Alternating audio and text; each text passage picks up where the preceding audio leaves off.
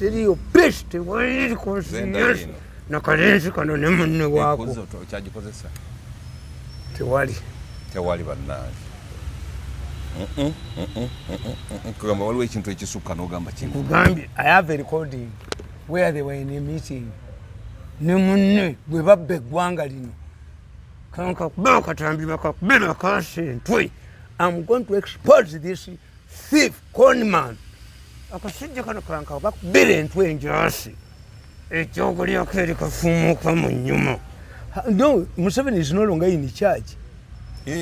Ate ali luddawa. This is not what we meant by separation of power. The parliament oli ajja buzinayisaamu. We cannot. I'm going to expose this thief. This command today is finished. Ngenda kakubaka nakasajja nkamazi Katonda akampadde nkakubira eddala entwe yako njimalewo. Mukulu Tamale omusajja ono yagenze mu parliament nasaba supplementary budget. Oyo mwami tumwebaza. Anti nze nkubulidde. Ng'ayagala mbuno waliwo district 3 mu bazikawe bagezeeko bazikawe nkakube nga kati eso zibba ne munne waako. Kakati akasajja kano kanka bakubire. Akasajja kanka kubira eddala nkamalirewo. Kuba siriti esaako nako. Ng'ayagala millions za dollars 170 mu mukagambye kano bagenda kano kagenda kano. No, we shall demonstrate. If this man is granted this man, we shall call a demonstration. This man would have been arrested a longer time ago. Akasajja kano kakola ki mu ggwanga muno bakabentwe bajaasi. Naye sente ezo bulijjo tukolenze ngende tennaba nakubaayo. Twatandise dda. Onkubuulire. No. Let me tell you. There is a conspiracy between this command and another powerful man very close to the president. This command. Before this command came out, this command. Newspaper must be destroyed. Why should we have this newspaper? I humbly appeal to the population, abandon this newspaper.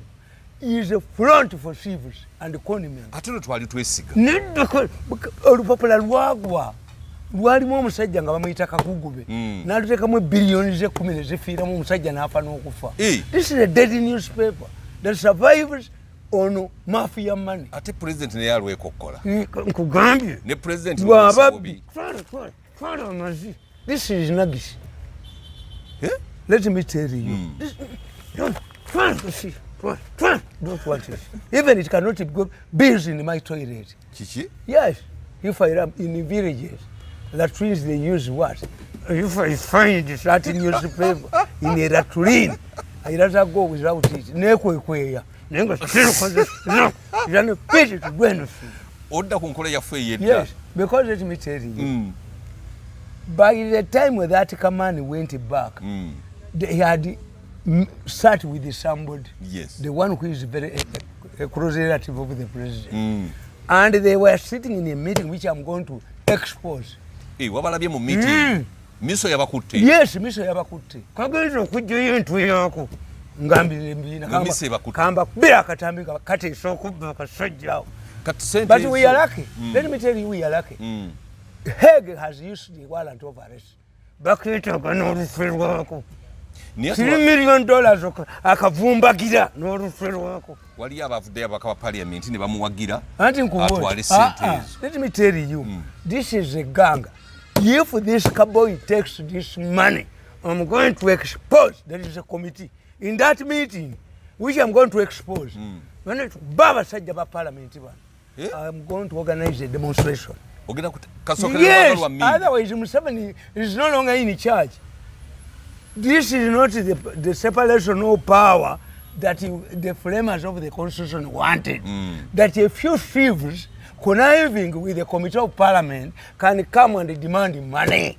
Akasajja kabye sente, akasajja kassa abantu, akasajja kali mu organizations, kali mu ki, akasajja katudde ne munne waako. Let me expose. Yes, we shall demonstrate. Museveni is no longer in charge. Parliament is in charge. And I warned about a parliamentary dictatorship. That a few thieves gang up and go and get. What about you guys? This is a ababi. Akasajja akabye buli wamu ne kalangira gundi. Intercepted. Kabanyabanyeza abantu buli minister jikagenda n'olutwe lwako kakati gwolaba ekiriwo kalantini taliiyo but you are punishing bannange lwaki akasajja kano tekafa nkakolere ennaku 9 akasajja enseekawuni ate kankubuulire let me tell you akasajja ako Museveni yakasalako takyakalaba kanuka Museveni yakategeera nti batta abantu mumalwaliro kafu mbwa mbwa yennyini bano abapalamenti be babbi Amaziga agenda kuwamba palamenti eyo mujja kulaba sipiika ngadduka n'ebiteeteeyi bye nembabuulira kubanga obwo obusajja ekibi kye bukola tibwayagala bwetamanyi Museveni kyabukola ababaka ba palamenti omanyi amawulire tegabuwandiikako ababaka ba palamenti bamanyi nti president yabatumira omuntu jjo ennaku ezi ku Emily Pasha n'abugamba tayagala buli bubiri ya blacklisting buuza akasajja ako n'olutwe lwako ask this safe Conman when did he assist the president? The president has cut off relationship with these two. Ngenda playing a tape message ya president back asajja God has given me a real opportunity to crush this idiot once and for we shall sell your hotels. Akasajja katugenda katulire batu omanyi baavu bayitirivu baguze eddwaliro nti ngendo dikuba bakasajja kaneregamu kali kampita wakuzanya no mukumbu did my mother produce a kidoli a mobile toilet mwamukwani bwamala okunimu akanyiko kujirikiti alioka ekifacho nasala uba kuba bukubi. Even God cannot reconcile us. Kunsimu kaburi nemu even death can walumbe tasobola tabagala. Kunsi tasobola tutabagala. Obusungulero nida bana bajoze nnyo. Billion meka nemudira abantu mudikiralinga karantini ataliyo mube diamisu dukamini ndio chupa ipala nida banangi nida banani muviyo kasujjuka bakakubentwe ne banne wako andi nkubulidde ntinze ebyo byonna babadde mu banoonya ssente baavu bayitirivu ninga zibanyingi nnyo nemunne nkugambye tebalina ssente zikola. President yaba cutting off. Yes. President has sent them to me even yesterday. Nedda Katonda nyambika bakalenzi kanese kategere. Kajija jako ekwata mu kyenda. Kamba bira kalenzi kano kajiji ekwata mu kyenda. Kayisa isinga abantu bakakubira ono kadduke. Betwe yako. Ne parliamentary committee. Kugambye we Museveni ko operate. Bali bagezi. Museveni yabasalaka kakasajja takalaba. Nakowereza message kanuka. Museveni yakasalako yagamba abantu abatira abantu malwaliro tayinza kukolagana nabo they are fit even to be in the public service. Niru achabatero abaleka kuwa Nedda parliament emanyide we Museveni operate zikanka kuba butambi bwonna. God has given me a real opportunity. Bane kitweke ku maya bafe ansala amagulu gamulinga gamaya twendi bakuno mwenya muri kaba ansala nkavumba gidde kati kaneregako mbwo mukani yemwe nagisi emaru wajini yemwe nagisi kisoboka byo mukone muteka kutaka takubwangako obwavu okumuliko bwoza lumonde nakano kanu go obwolo lero lubaluse kamba kube byonna ne president byatumye omuntu president yakabatumira emirundi ejabo bombi ate kwogera president abagamba tagala bala bako ezo sente bwakoze eddwaliro lyabo entinda bwaguze eddwaliro ne bukwata ekyapa ne bukitwala mu banka ababanka ne bagamba it is against almost our bank was closed by the international community because this command keyambisa omuyindi oligo bakwata mulanda kuruno alla kampa day bana emondo zikola kasajja kalino kasajja kayika nkakubeka mzakale njogedde kumacha ku program nti bategese okude mu parliament babese yes nga sina soma na muchi na mu monitor nga nabali codinze meeting yabwe najiri code yes kanju be kanju baka nedda kanju baka sejjo kano bakakuba bakattire wala n'olutwe lwako Ministerial ya agriculture erina nkugambye ne mu Ministerial ya agriculture bakagobayo kati atakola bakanyika bwe kati kanoonya kubba kadduke nkugambye nti media bagikwata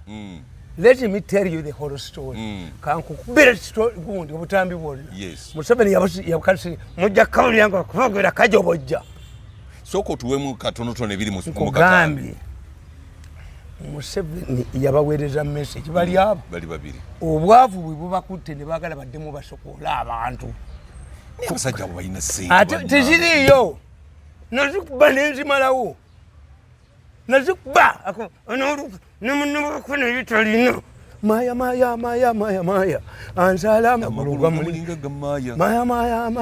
maya mubadde n'omuzogo okunyanga ku bantu ennyuma muzisibe mubadde n'omutwe gw'okunyanga ku bantu ennyuma muzisibe bazisibe bufumbi mubadde n'omuzogo okujoga abantu ogwo nagwo mugumale mubadde n'omuzogo okusokola enda z'abantu ogwo nagwo mugumale nkubye obusajja buno mbukubye sinubusiriisanga mubadde n'omuzogo okunyanga ku bantu ennyuma muzisibe mubadde n'omuzogo okunyanga ku bantu ako n'olutwe lwako nkakubye nenkajjawo nkakubye ejjoogo lyako nkubadde ngenda kuwa Genesis Museveni yakagoba n'oli n'abatumira omuntu emirundi ebiri ngenda kuba obutambi nga koogera bakakuba katusenga sente zino Parliament nezibawa tujja basiba Parliament ebadde temanyi kasajja kano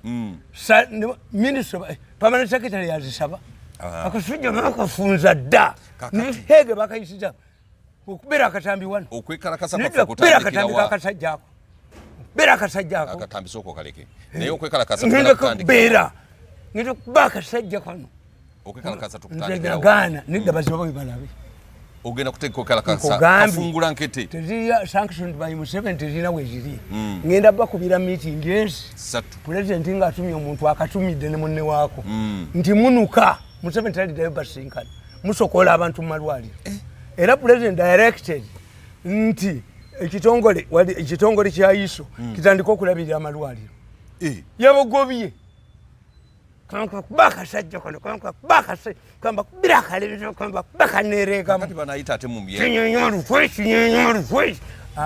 abaana bano tewali kutegeeragana ku nsi mu kabuli kubanga bamanyidde mbu ddango lingimane mbwavuwasiza ako sente nezitafuluma kavuwala kabagenda kutunda bintu byako kakati sente bwe zinafuluma nga futeka okwekalakasa nze abantu kankubuli bwatudde bwombi ate akukabbi nnyo n'olutwe lwako manyi kalidde yalingi nnyo kagula abatemu banze tekagezeeko nkattirewo kagezeeko n'olutwe lwako kacontemplating bakakube bakattirewo bakalondola n'olutwe lwako bakakube etwe bajasa bakakubera wano bakattirewo bate tugenda sirikolagana na mwana oyo mwana yavuwaza famire yange omukono alowooza erikimerondi eze nawe kabukwate nawe mbukuweerezaako obwala obunuka mbunukira mu mpale yange obwala obunuka mbunukira mu nju yange obwala obunuka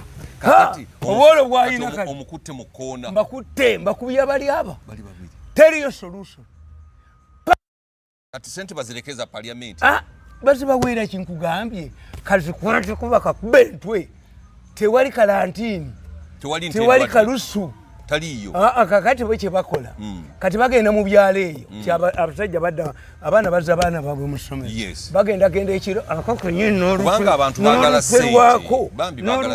akasajja ako n'entwe obalala ali katuwonya n'akajjula n'entwe yaako babeege banaakatwala ensi nowona akasajja ako n'olutwe lwako oba kajiji yakazaala mu nsi abazadde baagala ssente baagala kutunda nte zaabwe kiro bazinonayo kiro mitwalo 4 yes akasajja kabi buli ministry yonna gye kagenda kati nkafunzizza be bamu era abasirikale bwina obwo ttiimu y'amaanyi nnyo zino ssente ze kaagala kanoonya kusasula batandike baguza amalwali Museveni n'atuuka akayitako walabeko Museveni ng'akagambye ekivumo ky'otamanyi mu nsi muno waliwo Museveni yakagambye eki naye amalwaliro yagatutte Yaganchi anybody who can kill people. Anybody who can kill a person to extract his organ. He's not a human being. He must not be allowed to be a member, to be part of his government and the public service. The president have a government mu cabinet. Akasajja message kajino n'olutweru wako. Akasajja akabya akamaliriza okubba. Nenga onyize nnyo olwali. No, nkugambye. Batudaba. Babiri. Ne babala. Tibagenda kukiyisa mu kakiiko ka Parliament. Yes. Babbe sente zino. Sente kati ekisinga okunnuma. You impose a quarantine in a country. Abantu ne babona. Olw'akasajja kano akafiri akabbi akassa abantu ne mukasiriikirira ngenda kabanka mbabuulira bagenda bembazi ku mutwe tekawona ku luno ate kagenda kunkola ki sente ze ewange bekalesa sente sijja kwata ku sente njagala bakabe abantu bakabera wano kagende kuba mani ko kaziina sente tazirina nabalabye nga bagamba nti we are vulnerable. He's asking for 30 billion tetuziina ne bagende w'omusajja abawole kozi bwekyo bwekyategedde n'olukulwako kasajja kakwaka expose oba kuzino kwa this command kabba omusajja billions za dola 2 ako n'olukulwako kati kabadde kagenze mbwa ate akawole kagenze n'olukulwako n'olukule kozi bagenze okutuuka ew'omusajja omusajja n'akagamba babadde balina munnaabwe obwokusa n'olutwe kisunzo basaze omusajja akitegedde nti bazze kufera dola $7,000 baagala kuggulawo eddwaliro basiru eddwaliro baliguze ntinda lirimu n'abayindi kati okubaaba emiggo mu China n'omuyindi ayingira mu malwaliro gafe kigambo ky'amaanyi nidde bwe kasaana akakolera akatale kulira kabaaki. Where has Museveni? They are going to overhaul. Mulamu mwakafuluma. Ako kafuluma. Akasajja kano kanka benka kaka. Naye abajete gagenda kuwamba government eno. Okusinzira kwebyo bigenda mu maaso. You see, the way Museveni operates. Nti Museveni bw'aba bakkiridde. N'ababikirira. Ye Museveni akimanyi what it means. Nti kasaba bagamba oyo omwana n'olutweru. Ne bakakaza ddala ne president yamugambye osokola abantu bamukuba ne bamutta. Two, how do you have a minister in your cabinet? Yalowooza nti kali criminal nnyo. Waliwo omuntu yaweereza message. Kasajja gwe omwatte munne. Tukole endagaano ya nnaku 9 ate munne omulamba agusigaza. Waliwo yaweereza message. Bakasajja gwe nkattirewo. Nti omuntu wabamujje kiruddo. Yafuna accident ennaku 2 mabega. Naye bagenza omukebera nga organization ziriimu. Anti kati mbukubye kava ne mu cabinet ne kagenda kasomesa abasawo twapulusa. Kakati bwe nkakubi kabadde kasokolera mulago. Ngendo baba emulaga abantu babatte. Akulire okusokola abantu emulago Salo ngali mu Buganda.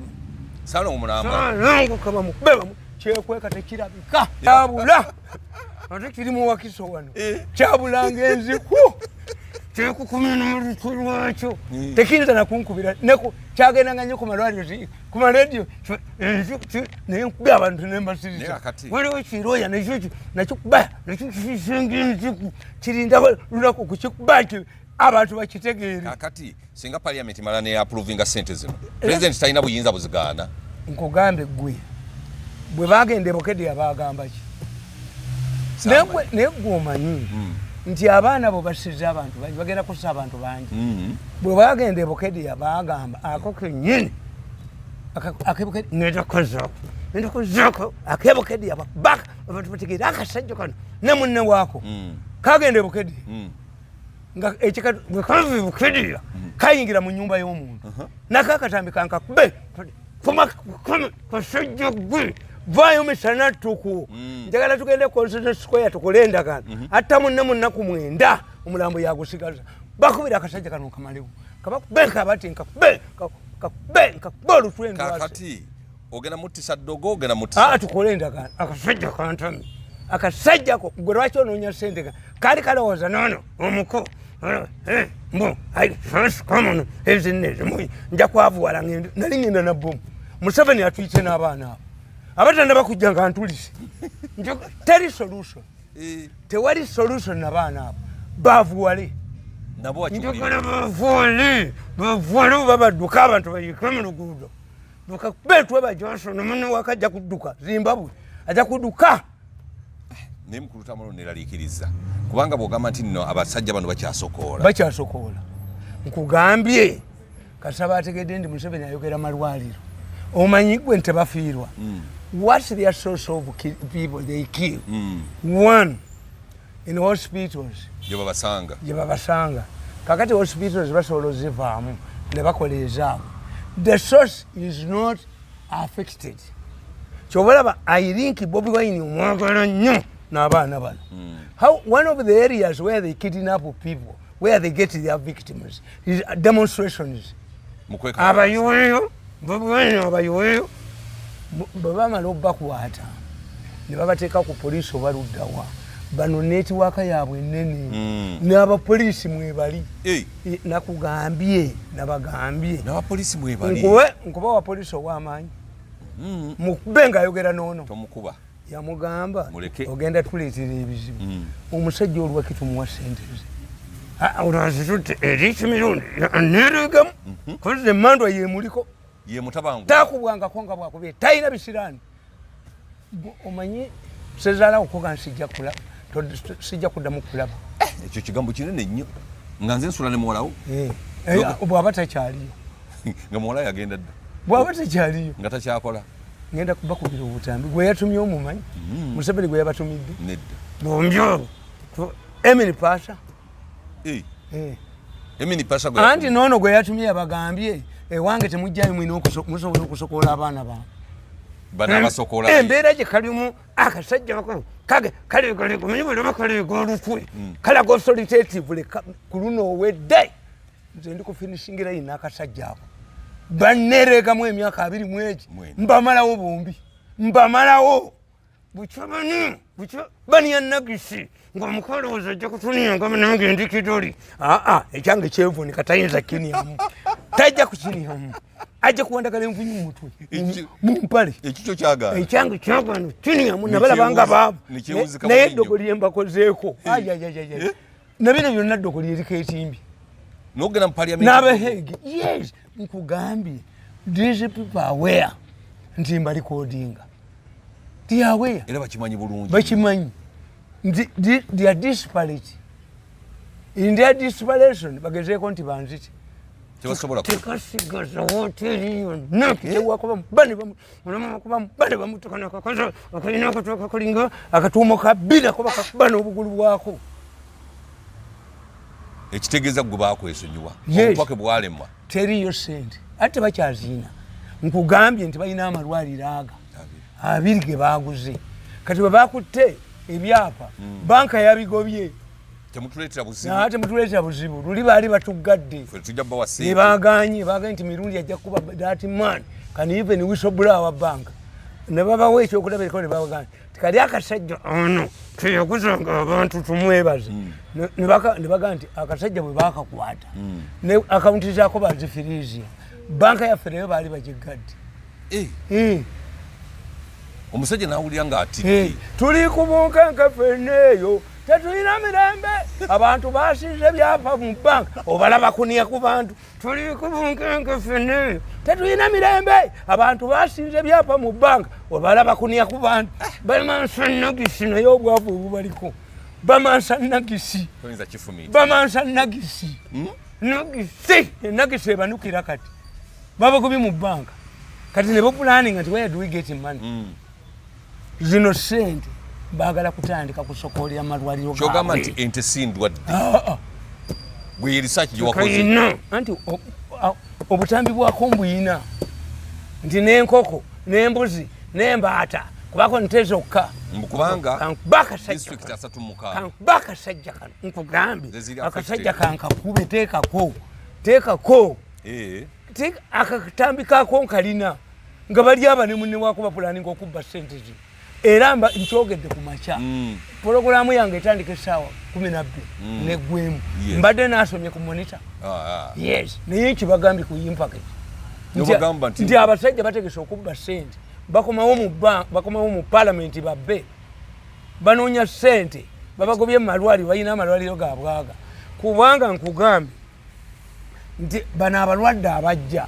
bangu okutta kakati okuva public lwetegedde ne badokita bali nga batidde kakati baagala private mbwako kakoze specialized hospital kati bulugendayo kabalyoki kajja kuduka n'olutwe lwako olugendayo nga bakunodola anti bwe kibamanyi kiri bwe kiti bategera wali one source yeyabazze mu malwali if Museveni is tough on government hospitals kakati n'abantu okutyayo bo bakimanyi they have kidnappings balina abaana be bajja mu refugee ba refugees tukutwala Canada nkugambye nti UN report ate yazemu n'efulumya ate emitima gya Uganda bajagala nnyo era abalokole abasiraamu n'abaavu abo babaagala nnyo kubanga emitima gya Uganda bajagala nnyo kidneys biki kyova olaba nti gwe newatuuka ono wakabangali bamuwa $10,000 gwozabanga enyingi $1,000,000 naye ng'ensiga emu egula emitwalo gya $7 $210,000 ekitegeeza $10,000 baba tebalina kyebakuwadde ate ng'ono era bakuga the source is unlimited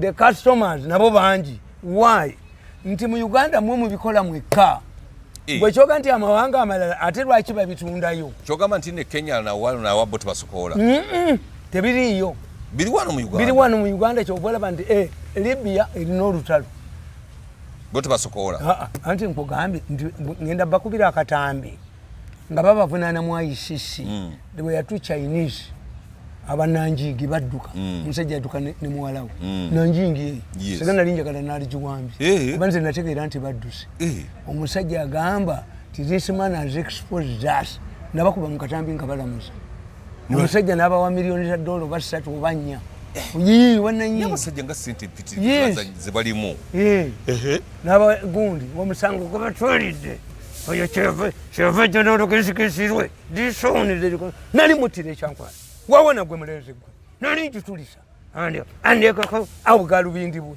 myamwe tafu man nali mutulisiza ekyankwala ako ne kagamba now what I'm saying is to come nali bali tebafulumamu nali njagala kusejja kano nkakubenka kasentwe ate oba Museveni yampita nemugamba nti basonye nemugasijja basonye kamba kubemba kumalire gwe olaba Museveni tanyega akimanyi oba kuba kimomozo yes teri konsemuka bali ne mugulu kasejja balina okukakwata tulina kuddusa lutwe lwako banga gyekakoma okwerega gyekakoma okubeera expose tekajja kukola malwaliro wano bajjaka bentwe bajasi kakati muntu bagala kuyitirayo kufuna sente yes byonna naye kyenkubuulira nti era Eric Mwine yabitandika sekikubo ndowooza bamuwa sente tumanyi sekikubo yali aganye ne bamuteekako ogw'emundu ogw'edda bama noknze munyigimu mbatti bakasajja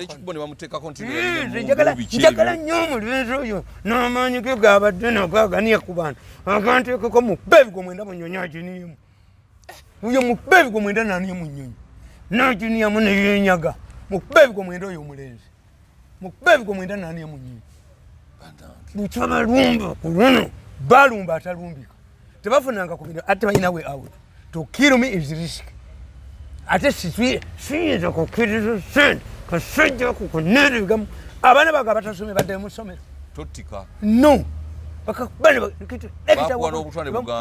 bakakubentwe anti bukukomawo bagamba nti ajja kuba afudde tudde nenfukamira bwe nti nalyoka joni kalubindize n'obuga lubindi bwe n'obuga lubindi bwe n'obuga tumupolovoki nga beeku kyakola alaba abayiika mu olabe bwaddukira mu helikopita nga mu maaso asongayo busunzi bwati obukyayi abaana bwe balina obumanyi nkugambye nti ku katambi kakankaka wabaddeko abantu $1,010,000 ne baga nti bwe bunaggwerayo ng'omusajja atuse $1,400,000 akakasajja ne kagamba ow'amaanyi let us offload Mirundi nembaga sinaawo munkubye mbaabuwazizza nomumanyire obwolo nawe gaba bakwapa yes nze sina kyenjagala kati bali ekeso pazi baba battirewa mbanyamba bokati banaleta sente asagala sente zaabwe ez'omusagama obuwumbi 3 nkugambye nisi kubakiriza kusokola bakuwe buwi damage gye bankozeeko ya buwumbi 3 eyo yo jajjirya ate bo kye batamanyi bannaabwe babazannya omanyi bw'oba disipali tolowooza let me tell you abaana abo baavayo ne bawa abavubuka biliyoni za sente bakube muhoozi bamwonoone nga comedian tabera bebyo biga nti ebyo bano bye babikola abaana abo eddoboozi baliteeka kuli musajja bamuyita kamala kano akalina olukwe kakati olwokuba kali disparity kasiru ate ne kajja mu gundi ya muhoozi mb'omuhoozi akakkirize kasokoole mwenda n'akagamba ngenda kakuba mu katambi kuno nkamalawo n'olutwe tugenda kusiba omutima obutambi tubukube kakati mwenda akagamba nti muhoozi kyagala kubulizaako byakusokola bantu kaddukayo n'olutwe lwako kalagawa ebukeddeya yatuza meeting basuule mu 7 era akatambi ako kabukola bubi kakati nkubonde nti akasajja kano ne munne waako bali disparity ne district ezirimu kalantini bukedde yanjirabi naye waffe mubende gyekatuula akasajja gyekatuula bukedde ngenda kakubakati nkamalewo ngenda kutunda package nomba kakubenkagundi nkakubenkagu tuno nkamalawo kakati kalantini abukati bukeddiya ate najja nagwe mubende wano wonna nga takutteewo nkugambye eyo nno kati sente zaabwe akasajja kasiru nnyo emmandu ekali ku mutwe gwe tuno tekawuna bukyabaniya baniya ku mmandu kalizako ne manne wako baniya ku mmandu baguyita mu nnyango bekuuta ku munyango omanyi waliwo ewaffe waliwo omusajja yagenda naye nakozesa ekikookomo ekyayitiddwako sekesa sekesa nga yaleseeko amajimbi ennyuma yazimba bweti ng'amadege ga pusi kakati nga ate talina wayitira kakati kyeyali ayina okukola ate kyeyakola yagaa nti bannanga ate kusekesa ndi bubi nnyo byobuvubuka nkakubidde kakati bamukola batya omusajja oyo nga bamulongoosa ennyuma naye buno tewaliwe buno kano tewali we bankwatira kakati nkugamba nti akasajja abasajja akavubuka banoonya sente zitandika ezitandika amalwaliro gaabwe kubanga aga gavumenti kati baali kulutinga abachina ngenda nakufinya listi y'abasawo babadde batwinize naye mukulu Tamale amukotulize lwaki ministro ya agriculture kyagibabbiramu wekabeera wonna kubanga nzijukira nkugambye nti wekabeera wonna naye siti kagibbirangamu ndekyenzijukira akasajja kano buli wekabeera paka lekanerigamu nkakubenkatte tojjukira nkuba akatambi minisita sempi gyatugamba enzige nga zizze mbu zirina obubina zibiika mu ttaka covid olwajja enzige nezibula tebakuba sempijja namukyagwa nnyo I hate sempijja muwala we yajjanga wano sempijja nga bamutwala mosoni yali emaze okutuuka mu Parliament ng'era kekagirimu n'olutwe lwako kakozesa kabusenga the minister must be liberated akasajja kano akakasajja kafuga ministry ya health yes ono nafuga education kakati bwe kibatamanyi nti the issue is tulina formidable group says bwe bakwata ku sente bakuba muhoozi is aware nti bakubani ekibadde kibatambuza zibadde sente kakati kana akasajja olutwe lwako nono munne waako olwokuba bali alogana tebategeera omusajja professor wa psychology yabagamba you are concentrating on Mirundi as if Mirundi is a problem. Do you know that there can be a formidable force nga si Mirundi yabakuba nga waliwo omulala abakuba yes mutategeera andi nkubuulira nti tuyo akasajja kano ejjudde nagisi kubaka nkubuulira Bobi Wine bamukola ki Bobi Wine bamugana okuyimba ne bamusiba anti to cut off his supply lines kakati oba mwe mufuna sente mukuba muhoozi yetayina balayizi basiba sente zammwe webali kati entwe yako entwe ejjudde nagisi tekabuulira nti mubadde mu criminality mubadde mutta abantu nga muli mukuza misango yes kakati ono musobola okuvamu kidife kakati kamaze okubba eri mu criminality kajja mu gavumenti era kabbemu n'entwe yaako kakati gwe Bobby Wine gundi Muhozi yanyumirwa nnyo okuba abakulu ba nedda nze sikubira Muhozi Muhozi yatusanga n'olutalo lwaffe Muhozi yalongera mujjira nkubuuza liti Ministerial mbadde mulwadde bubi nnyo yes did I ask Muhozi for money yes ulina abaana bagagga nawe yazina kuba Muhozi simubbiga kano kalowooza mbu nja kufa nalowooza wa kitalo anavimba sawasawa nasekoko anavimba akakuba enjovu kayikanaki akatisi kakuba mukubye nantegeeramu yagambye omusajja yagambye what Mirundi cannot be defeated tasobola kuwangula era kabadde kamulaga figures nti don't show me figures that one I know they will even increase what's the solution now enkuba gyokuba we should put Mirundi on board nze sisobola naye abiri musokozi niddo mumpita ddi singa mwampangula mwavozeza sawasawa na sekoko kaba mukube azimba bwati naye gwe eddogo likuba kankubulye nti eddogo likola bamuwa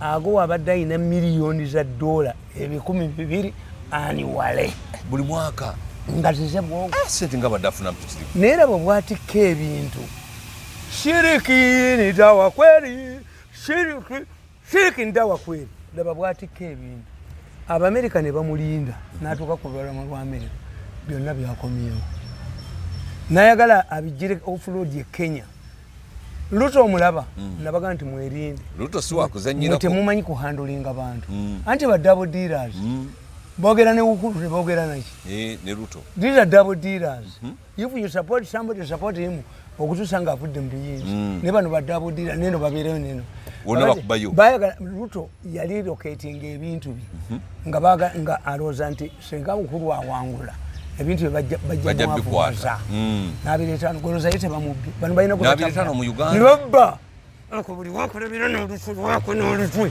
bakasala eddagala ly'obubbi bakasala eddagala ly'obubbi mutwe psychology wako yenna yakubba paka libaleka kuba entwe ne bajasa kakati okiraba nti $200 million zibaweddeko Uhuru gundi yabagambye Ruto nze temubireeta wange muyine mu Amerika ebagobi nange ndwale obulwadde bwammwe tekisoboka kakati olwokuba balwanagana omulenzi mubi nnyo kakati balwanagana kakati Kenya yaweze kasooli waffe alimu moist yazemu ne muwera n'amagye yagaweze wabula yeetunda wano why ebyamwe biri substandard ate byayo biri standard naye nga battle yaabwe ya family this is a family feud olaba kabusenga bayavudde Museveni yamugambye ati anakwata ku mwanyi yenna agana liruddawa bafuuza wonna we bayagenda okukola emmwanyi tewali kiriyo mwana wattu yes ate nga biliyoni 9 zage ono si byaliko nze mbagamba nti omusajja nze ntunya President Museveni supporting and I appreciate embeera gy'alimu nti Museveni yabala bubi President Museveni yalowooza nti mukoddomi we okusooka bakimuteekamu nti ajja kufuga eggwanga n'akuba buli muntu yenna n'amumalawo ngani akuba oyo omulenzi bakadaga baani bonna nga yeewaana nze nambala nti nja kwafuwala ngenda nabbomu underestimated my resolve to fight nti I can fight for this time oba bakulabanga nga tulina ng'akasiina sente ng'oli mu state house ne balaba nga nagenda baketta mu state house was I interested in their job bampanga sente mmeka I wanted to find out the best of the arrogance of this man ejogo lino namukubende mujjemu n'aleeta munne n'amumpatikako President Museveni accept n'akanyuka ku jirikiti kw'abasuula embwa bali bamanyi nti njagala n'ogenda ku jirikiti when Museveni says he will go there and swear amazzi nile president yakimanya nti bakasa bali balimba bamugambanga nti bwawulira Museveni kyayo naliwanga Museveni tanabaawo gavumenti ya Museveni esanze wendi era nja kubeerawo biyondisi ne gavumenti zonna nzija ntulika credibility yange yesinga nkubyo teyamudusaawo nakubaka ate nga nze mukuba bigwo yagobawo oyo omuvubuka n'amutwala wa namutwala lu mu New Vision nagoba Kabushenga Kabushenga bagoba mugobe ye anti ngatai yashoka ne yona na jovuna this man if we want to get I can go to New Vision ofuka kwa manyuko ni mwana am I your son kaka to direct me where to go omulenzi omulenzi ajoga omulenzi afumule nagisi omulenzi aniyedde nagisi kubantu Kabushenga mbadde yali waabwe anti bamujjawo ono akuliye yali alooza munjagenda mu New Vision 50 million per month no mulenzi gwe nali ntegese kutuli nali mutulikiddeko bali bagala kuwa cha Kabushenga gwondakira mulenzi gwe wali ondakiteka ekintu nekikola